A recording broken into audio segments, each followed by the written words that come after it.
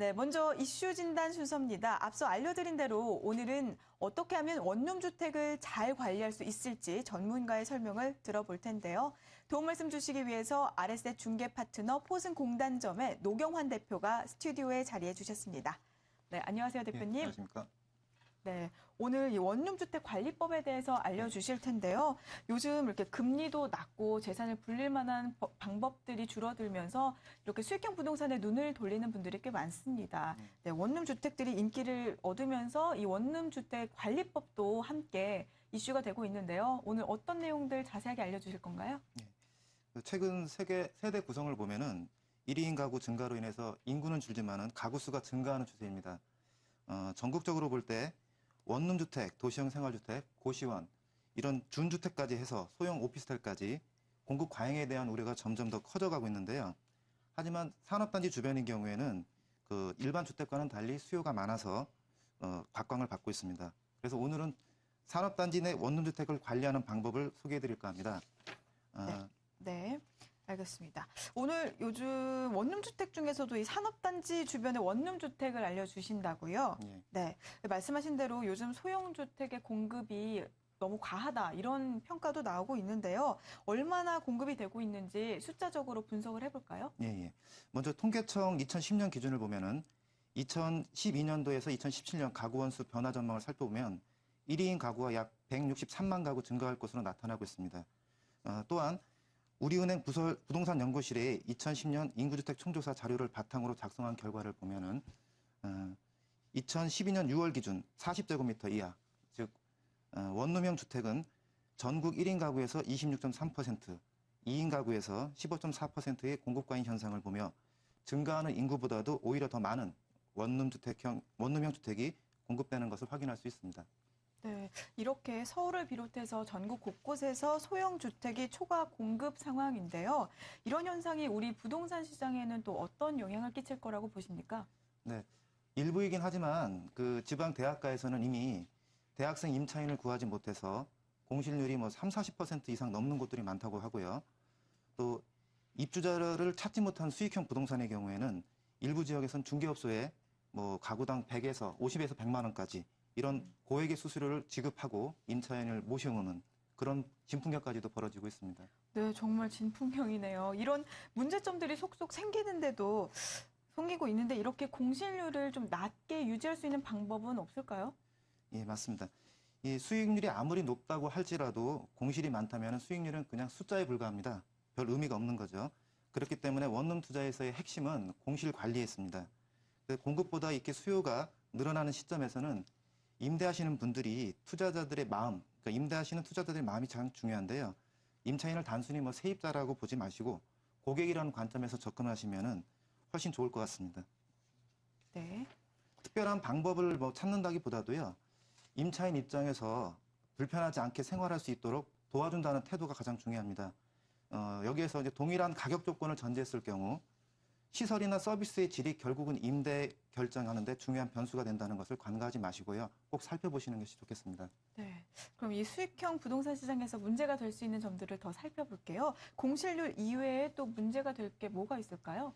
네, 수익형 부동산에서는 무엇보다도 공실이 발생하면 임대 손실을 보기 때문에 가장 큰 문제입니다. 하지만 단순하게 임대가 됐다고 해서 끝나는 건 아니고요. 임차인들의 임대료 미납 문제, 그다음에 공과금 미납 문제, 그다음에 건물에 관한 시설물 관리 문제, 또 세입자 간에 요즘 의견 충돌이 상당히 많이 발생하는데 이러한 문제들에 대한 조정, 따라서 건물 관리를 전문업체에 의뢰하는 경우가 늘어나는 추세입니다. 네. 전문업체에서 건물 관리를 의뢰하지 않는 경우라면은 보다 세심하고 구체적인 방안을 세워서 준비하시는 것이 현명하지 않을까 생각됩니다. 네, 말씀 들어보니까 이 수익형 부동산을 이용해서 수익을 내는 것도 참 좋지만 신경 써야 될 부분이 한둘이 아닌데요. 네, 좀 쉽지는 않은 것 같습니다. 좀 더 편리하게 모든 걸 한꺼번에 관리할 수 있는 방법은 없을까요? 예. 요즘은 워낙에 이제 이런 관리 부분이 어렵다 보니까 기업형 주택임대 관리 회사라고 해서 빠르면 올 9월부터 도입 예정입니다. 임대 관리의 어려움을 해결할 수 있는 좋은 대안이 될 수 있는데요. 주택임대 관리 회사는 임대를 목적으로 하는 주택의 유지 및 보수, 개량, 임대료 징수, 임차인 관리, 그 밖에 임차인의 주거 편익을 위한 업무 수행을 하는 회사로서 시장, 군수, 구청, 장약에 이제 등록을 하고요. 자기관리형 또는 위탁관리형 등의 형태로 업무를 수행하게 됩니다. 네, 빠르면 올해 9월부터 우리나라에도 기업형 주택 임대관리 회사가 들어올 수 있다고 합니다. 아무래도 수익형 부동산 관리하는데 훨씬 더 수월해지지 않을까 싶은데요. 여기에 대해서 더 자세하게 알아보겠습니다. 구체적으로 어떤 혜택을 볼 수 있는 건가요? 예. 보통은 경우는 이제 중개업하고 건물 관리를 병행하는 전문업체가 많기 때문에요. 건물주가 직접 관리할 때보다도 그 임대라든가 이런 부분에서 훨씬 높은 수익을 얻을 수가 있습니다. 즉, 공시를 최소화하여 안정적인 임대 수익을 얻을 수 있는 장점이 있고요. 임대료 및 공과금 징수 아까 말씀드렸죠. 그다음에 주변의 민원에 대한 분쟁 해결까지 전문적인 관리로 임차인에게 만족을 제공하기 때문에 시간적으로나 정신적으로 여러 가지 여유를 찾을 수 있을 겁니다. 네, 어떤 서비스를 제공을 해주는지 정리를 해봤는데요. 그렇다면 이런 회사들의 특징을 또 잘 알아야 잘 이용할 수 있을 것 같은데요. 이런 회사들의 특징을 한번 정리를 해주시죠. 예. 앞서 말씀드렸던 그 투자자들은 전문 주택 임대 관리를 통해서 한다고 했지만은 가장 좋은 게 이제 자기관리형이겠죠. 예, 자기관리형. 네. 투자자 네, 자기관리형에 대해서 알아보도록 하겠습니다. 예. 네. 지금 화면으로도 알려드리고 있는데요. 예, 예. 네. 여기 화면에 보시면 아시겠지만은 임대인과 기업형 주택임대 관리회사가 관리 계약을 체결하고 기업형 관리회사는 임차인과 직접적인 임대차 계약을 체결합니다. 이에서 임대료는 기업형 주택임대 관리회사에서 수령을 하지만은 임대인과는 매월 약정한 수익을 지급하는 그런 개념입니다. 따라서 공실 유무와 관계없이 안정적인 수익을 얻을 수 있다는 장점이 있죠. 네. 네. 이렇게 해서 자기관리형 살펴봤고요. 또 어떤 형태의 관리 회사가 있는 건가요? 예. 위탁관리형이라고 해서 다른 또 회사가 있는데요. 네. 위탁관리형이라는 것은 말 그대로 건물주와 임대관리회사가 위탁계약, 관리계약을 체결하는 겁니다. 그래서 계약은 당사자는 임대인과 임차인이 되겠지만은 이러한 임대차 계약에 대한 그 계약 대행이라든가 임대료 징수라든가 청구라든가 여러 가지 시설 관리 같은 것은 임대관리회사가 하고 매월 약정된 수익을 임대인으로부터 임대관리회사가 받는 그런 개념입니다. 네. 이미 일본에서 유행했던 주택임대관리회사가 작년에 한국 기업과 공동으로 설립이 되었고요. 최근에는 한국에 있는 여러 부동산 개발회사라든가 건설회사 등에서도 많은 관심을 가지고 있어서 부동산 관리에 있어서 하나의 전환점이 되지 않을까 생각됩니다. 이로 인해서 서울에서 벗어난 산업단지에 위치한 원룸 투자도 지금보다는 보다 활성화될 것으로 보입니다. 네, 앞으로도 우리나라에 정착할 기업형 주택 임대관리 회사에 대해서 자세하게 알아봤습니다. 두 가지 형태가 있는데요. 첫 번째는 자기관리형 그리고 위탁관리형 이렇게 두 가지 나눠서 알아봤습니다. 네, 그렇다면 오늘 정확하게 알아보는 게 이 산업단지의 원룸 투자에 대해서인데요. 이 산업단지의 원룸 투자 그리고 일반적으로 도시의 원룸 투자와는 어떻게 다른가요? 예. 산업단지나 일반 도심에 있는 원룸이나 매월 고정적인 임대료가 나온다는 점에서는 동일합니다. 그러니까 수익형 상품이라는 점에 큰 차이가 없고요. 다만 산업단지에 위치한 원룸의 경우에는 임차인의 구성이라든가 아까 말씀드린 네. 선호도, 임차인들의 관리 형태 이런 거에 따라서 차이가 있으니까 사전에 충분히 파악하시고 투자를 하신다면 보다 성공적인 투자가 될 수 있을 것 같습니다. 네, 알겠습니다. 그러니까 둘 다 수익형 상품이긴 하지만 이 임차이나 관리 방식이 좀 다를 수 있다라는 말씀이시죠? 예. 네, 알겠습니다. 어떻게 다른지 더 궁금한데요. 더 자세하게 설명을 해주시죠. 네. 먼저 그 위치에 대한 차이점을 들 수 있는데요. 산업단지의 경우는 대부분 도심을 벗어난 지방에 위치한 경우가 많습니다. 따라서 각종 문화시설이라든가 편의시설, 교육시설 모든 것이 불편하다 보니까 가족이 전부 이주하기보다는 가장만 혼자 이주하는 형태가 많습니다. 즉 역기러기 아파라고 할 수 있겠죠. 지방에 위치하다 보니까 건물주 또한 직접 거주하시기보다는 소유만 하시고 관리는 맡기는 형태가 일반적입니다. 임차인의 구성에 있어서도 공단 지역 근로자들이 많다 보니까 중국 동포라든가 외국인의 비율이 상대적으로 높습니다. 외국인 근로자들 하면은 저희가 선입견으로 관리가 힘들지 않을까라고 생각하실지 모르겠지만은 오히려 외국인들이 관리도 편하고 민원 사항도 그게 까다롭지가 않아서 선호하시는 건물주들도 생각보다는 많습니다. 네, 알겠습니다. 그렇다면 이번에는 좀 수익성 측면을 살펴볼게요. 이 산업단지의 원룸 투자는 수익성이 어떻게 되나요? 아무래도 포승 산업단지를 제가 예로 들어서 설명을 드리겠는데요. 도심에 있는 원룸에 비해서는 투자 금액이 상대적으로 적은 편입니다. 지방이라고 해서 건축비가 뭐 월등히 싸거나 하지는 않습니다. 결국은 토지 가격의 차이로 인한 매매가가 낮게 형성되면서 도심의 원룸 투자 비용보다는 적고 수익은 높다고 말씀드릴 수가 있습니다. 네. 평택 포승공단의 경우 가장 일반적인 형태인데요.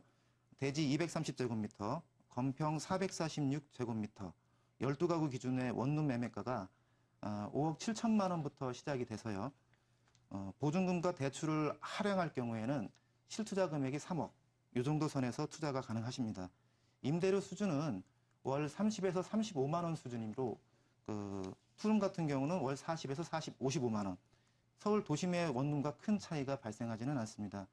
한 달 총 임대 수익으로 전세가 있네 없네에 따라 차이는 있겠지만 350만 원에서 550만 원 정도의 수익으로서 연 7.5%에서 9.5% 정도의 수익이 발생됩니다. 네.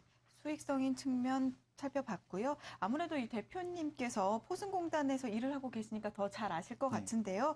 이곳의 그 공실률은 어떤가요? 네. 그렇게 공실이 높은 편은 아닌데요. 그 이유가 포승 산업단지 경우에는 원룸 수요층이 주로 공단 근로자들입니다. 공단 내 직접 고용된 인원이 10,000명 정도 되고요. 인근에 평택 이함대 사령부가 있는데 여기에 부사관들, 그다음에 기아자동차라든가 여러 협력업체들이 있기 때문에 임대 수요는 충분합니다. 또한 기존 포승공단 정도의 황해 경제자유구역 내에 산업단지가 추가로 더 조성이 되고 포승 이 산업단지 또한 토지 보상이 마무리돼서 기업체를 상대로 분양이 되고 있습니다. 평택항 또한 발전되고 있기 때문에 향후 지속적으로 인구가 유입될 예정입니다. 임대 수요는 충분하다고 볼 수 있죠. 네. 알겠습니다. 또한 산업단지에 위치한 임대 수요 같은 경우는 특징이 있는데요. 근로자 개인이 얻는 경우도 있지만은 기업체에서 숙소로 제공한 경우도 많습니다. 예. 네, 잘 들었습니다. 그럼 이번에는 이 산업단지 안에 있는 원룸 투자에 있어서 주의해야 될 점들이 있다면 뭐가 있을까요? 네. 원룸인 경우에는 기본적으로 수익성 부동산입니다. 매월 고정적으로 나오는 임대 수익이 결국 운영 수익이 주 목적이라는 얘기죠. 제일 먼저 투자에 앞서서 어떠한 목적으로 하시는지 생각해 보셔야 됩니다. 양도 차익을 목적으로 하는 자본이익이 중요하시다면은 일단 투자를 좀 보류하시는 게 좋으시고요. 원룸 투자도 비용이 발생한다는 점을 반드시 좀 찾았으면 좋겠습니다. 임대만 하고 수익이 들어오는 것은 아니고요. 시간이 지남에 따라 도배라든가 여러 가지 단순 문제가 있겠지만은 오히려 방수라든가 설비 개통의 유지 보수비가 생각지도 않게 많이 들어서 임대 계약 시 중개수는 당연히 또 발생하고요. 또 재산세라든가 임대사업자 등록하게 되면 의료보험이라든가 국민연금이라든가 여러 가지 지출이 발생됩니다. 이런 부분을 고려하셔야 됩니다. 네, 이렇게 해서 원룸 투자를 할 때 부대 비용까지 꼼꼼하게 살펴봤는데요. 이번에는 이 정책적인 면에 대해서 짚어보도록 하겠습니다. 이 원룸에 투자를 할 때 정부의 정책 제도 중에서 이것만은 알아두면 좋겠다 싶은 것들 뭐가 있을까요? 정책적인 고려는 여러 가지가 많이 고려를 하셔야 되지만요. 특히나 택지지구인 경우에는 대부분 가구수 제한을 두고 있습니다. 보통 지구 단위 계획으로 4가구나 5가구 정도 제한을 두는데요. 이거는 애초에 주거 목적이 쾌적한 주거 목적이라는 그 측면에서는 상당히 바람직하지만은 수익률 측면에서 본다면은 제한 요소로 작용이 됩니다. 그렇다고 해서 수익률을 높이겠다고 가구 수를 늘리는 경우가 종종 있는데 신중히 생각하셔야 될 게 행정기관에서 원상복구 명령이라든가 이행 강제금이 부과받을 수도 있고요. 경우에 따라서는 형사 고발 조치까지도 가능합니다. 네, 마음대로 가구 수를 늘렸다가 형사 고발 대상까지 될 수 있군요. 네, 주의를 해야겠습니다. 그러면 이 층별 가구 수를 정확히 하는 게 굉장히 중요한데 이거 어떻게 확인하면 좋을까요? 요즘은 이런 문제 때문에 등기부 등본이라든가 건축물 대장에 층별로 가구 수가 구체적으로 3가구, 4가구 명시가 되어 있습니다. 그거를 확인하시면 되겠고요. 한 가지 더 주의하자면은 택지지구 주변의 계획관리지역 같은 경우는 가구 수 제한이 없습니다. 그래서 수익률에서 높은 수익을 볼 수 있기 때문에 오히려 토지 가격 자체도 택지보다는 낮고요. 그래서 수익성 측면에서 본다면은 더 나을 수도 있습니다. 다만 이제 도로 접근성이라든가 이런 부분을 충분히 파악하셔야 되는데 택지지구의 편의시설을 이용할 수 있는 좋은 위치를 찾으셔야만 가능합니다. 논과 밭 같은 경우에 나 홀로 원룸을 짓는다고 다 되는 건 아니지 않습니까? 그렇죠. 네, 그렇다면 이 산업단지 내 원룸 주택에 투자를 하고서 이제 관리를 할 때는 또 어떤 점을 주의하면 좋을까요? 우선 관리를 하실 때는 직접 하실 건지 위임을 주실 건지 사전에 미리 파악하시는 게 중요하겠습니다. 요즘은 주택 관리에서도 시간이 굉장히 많이 좀 투자가 되고 노력이 많이 필요한데 직접 관리를 하실 경우라면은 서울 기준으로는 멀어도 1시간 정도, 뭐 적어도 2시간 이내에 위치하셔야 되죠. 필요한 시때 언제든지 갈 수 있을 정도의 위치가 되셔야 되고요. 또 임차인 요구 사항이 점점 다양해지고 까다로워지는 추세임을 감안하셔서 기업형 주택임대관리회사라든가 이런 회사를 이용한 위임하는 방법도 하나의 좋은 방법이 될 수 있겠습니다. 네, 잘 들었습니다. 오늘 이슈 진단에서는요, 원룸 투자의 현황부터 또 관련 법까지 자세하게 살펴봤습니다. 또 뿐만 아니라 원룸에 투자를 할 때 주의해야 될 점들도 짚어봤는데요. 앞으로 투자 계획 있으신 분들 혹은 지금 투자하고 계시는 분들 모두 염두에 두시기 바랍니다. 오늘 이슈 진단은 아레셋 중개 파트너 포승공단점의 노경환 대표가 도와주셨습니다. 네, 오늘 나와주셔서 감사합니다, 네, 감사합니다. 대표님.